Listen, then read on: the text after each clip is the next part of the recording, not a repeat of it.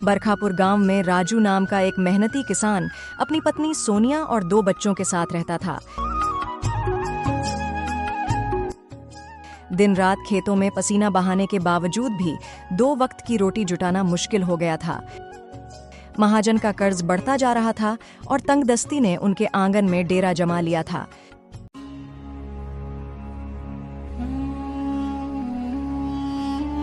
अब तो हौसला टूटने लगा है। खेत में कुछ उगता नहीं, मजदूरी के लिए निकलूं तो काम नहीं मिलता, बच्चे भी भूखे सोते हैं। चिंता मत करो, भगवान ने हमें हाथ पैर दिए हैं, मेहनत करेंगे तो कोई ना कोई रास्ता निकलेगा। पर करें तो क्या करें, कोई राह ही नहीं सूझती। कल मैं गांव जाऊंगी, शायद कोई हल मिल जाए।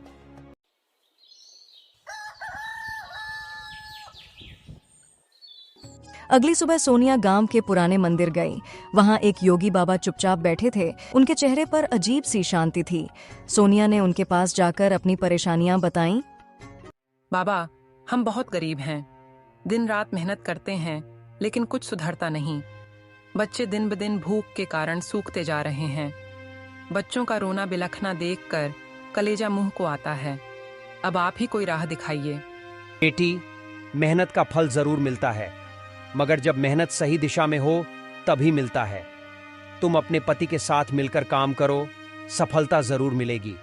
मेरा काम राह दिखाना था, उस राह पर चलकर सफलता तुम्हें खुद पानी है। पर बाबा, हमारे पास कोई साधन नहीं है। योगी बाबा ने पास बंधे एक घोड़े की तरफ इशारा किया। ये घोड़ा अब से तुम्हारा है, इसका अच्छा उपयोग करना, ये तुम्हारी तकदीर बदल सकता है।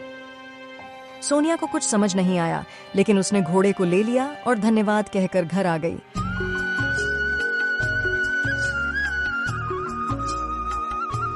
ये घोड़ा कहाँ से लाई हो सोनिया?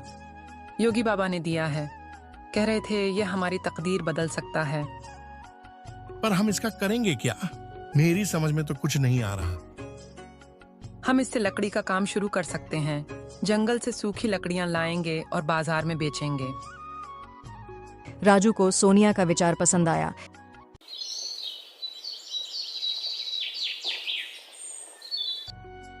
अगले दिन वे दोनों जंगल गए, सूखी लकड़ियां इकट्ठा की और घोड़े पर लादकर बाजार ले गए। लकड़ियां अच्छे दामों में बिक गईं, मेहनत रंग लाने लगी। घोड़े की मदद से उनका कारोबार चल निकला।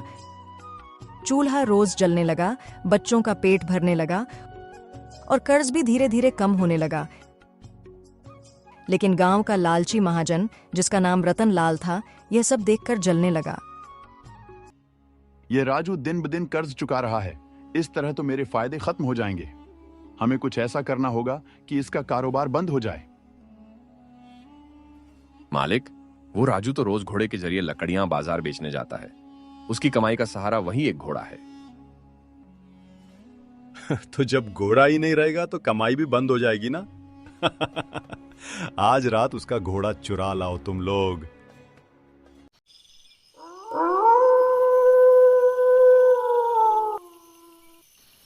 रात के समय दोनों नौकर राजू के आंगन में घुसे। घोड़ा पेड़ से बंधा था। चुपचाप रस्सी खोल, आवाज न हो। अगर घोड़ा हिलने लगा तो मैं मुंह पर कपड़ा बांध दूंगा। उन्होंने घोड़े को धीरे से खोला, मगर सोनिया नींद में भी सतर्क थी। कुछ आहट सुनकर वह जाग गई। राजू, राजू, उठो, कुछ आवाज आ रही है। उसने खिड़की से झांक कर देखा कि 2 आदमी घोड़ा ले जा रहे हैं। जैसे ही चोरों को खिड़की की आहट सुनाई दी, वे घबरा गए और घोड़ा छोड़कर भाग गए।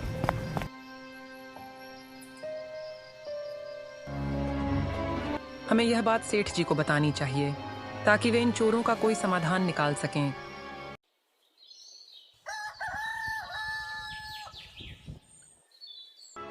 दोनों पति पत्नी सेठ हरिचंद के पास गए, मगर सेठ हरिचंद रतनलाल का दोस्त था। देखो राजू, जब तक कोई ठोस सबूत ना हो तुम्हारे पास, मैं कुछ नहीं कर सकता। मजबूरन दोनों पति पत्नी घर लौट आते हैं और अब वे रात में घोड़े के पास ही सोते हैं। उधर नौकर जाकर रतनलाल को सारी बात बताते हैं। तो क्या हुआ, अब हम अपनी अगली चाल चलेंगे। अगले दिन राजू बाजार जाने लगा तो सोनिया कहती है, संभल कर जाना, हमारे घोड़े पर किसी की बुरी नजर है। ठीक है, तुम मेरा इंतजार करना, मैं जल्दी लकड़ियां न्यूज बेच कर आता हूँ, तब तक तुम खाना बना लो।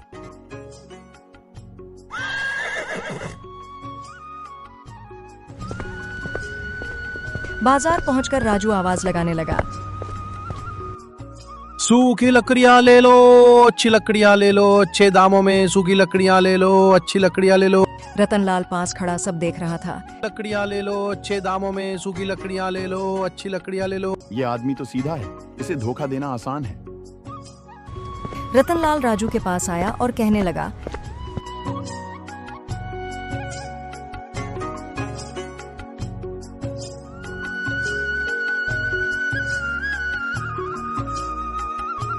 सुना है तुम्हारी लकड़ियां बहुत उम्दा होती हैं, क्या सारी लकड़ियां मुझे बेचोगे?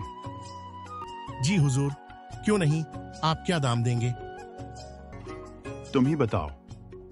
150 रुपये। मंजूर है मुझे, लेकिन मेरी शर्त यह है कि लकड़ियां जिस हालत में हैं, तुम्हें वैसे ही बेचनी होंगी। जी हुजूर, मैं बेच दूंगा। पैसे लेकर राजू घोड़े सहित रतनलाल के साथ चल पड़ा। घर पहुंचकर राजू ने लकड़ियां उतारनी चाही तो रुक जाओ, तुमने शर्त मानी थी कि लकड़ियां जिस हालत में हैं वैसे ही बेचोगे। इसमें घोड़ा भी शामिल है, घोड़ा अब मेरा है। यह तो अन्याय है। मगर रतनलाल ने शोर मचा दिया और राजू को सेठ हरिचंद के पास ले गया, जो उसका दोस्त था। सेठ हरिचंद ने भी फैसला रतनलाल के पक्ष में दे दिया। उदास राजू घर पहुंचा।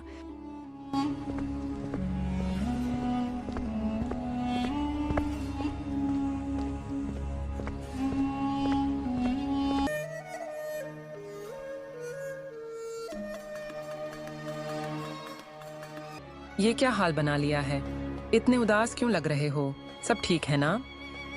राजू ने सोनिया को सारी कहानी सुना दी। चिंता मत करो राजू, भगवान सब देख रहा है। मुझे वो 150 रुपये दो, मैं खुद बाजार जाकर घोड़ा खरीदूंगी और लकड़ी बेचूंगी। सोनिया ने चेहरे पर चुन्नी बांधी, बाजार से घोड़ा खरीदा और लकड़ियां लेकर बाजार गई। आज अगर वो धोखेबाज मिला तो ऐसा सबक सिखाऊंगी कि याद रखेगा। लकड़ियां ले लो, अच्छी लकड़ियां ले लो, अच्छे दामों में सूखी लकड़ियां ले लो, अच्छी लकड़ियां ले लो। रतनलाल ने सोनिया को नहीं पहचाना और पास आकर बोला,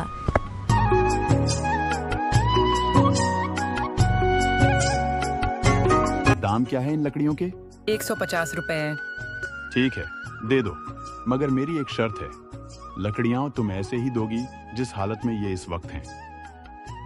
ठीक है, मगर मेरी भी एक शर्त है, वो ये कि आप पैसे वैसे ही देंगे जैसे इस वक्त हैं। मंजूर है, चलो मेरे साथ।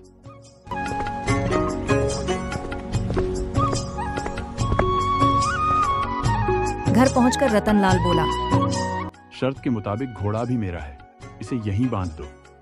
जी हुजूर, बांध दिया, अब मेरी कीमत दीजिए। ये लो पैसे। शर्त के मुताबिक जैसे पैसे उस वक्त थे वैसे ही दीजिए। तब आपके पैसे धोती में थे, मतलब मुझे आपकी एक टांग भी लेनी होगी। ये क्या बकवास है? बकवास नहीं, न्याय है। आपने जो मेरे और मेरे पति के साथ किया, आज वही आप पर लागू होगा। सोनिया ने शोर मचा दिया। लोग इकट्ठा हो गए। उसने सारी कहानी सुनाई। हाँ, शर्त के मुताबिक टांग देनी होगी। हाँ, शर्त के मुताबिक टांग देनी होगी।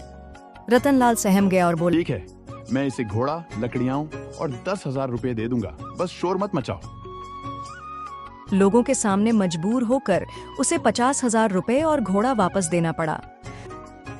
सोनिया खुशी खुशी घर आई, राजू को सारी बात बताई और दोनों ने रतनलाल का सारा कर्ज ब्याज समेत वापस कर दिया।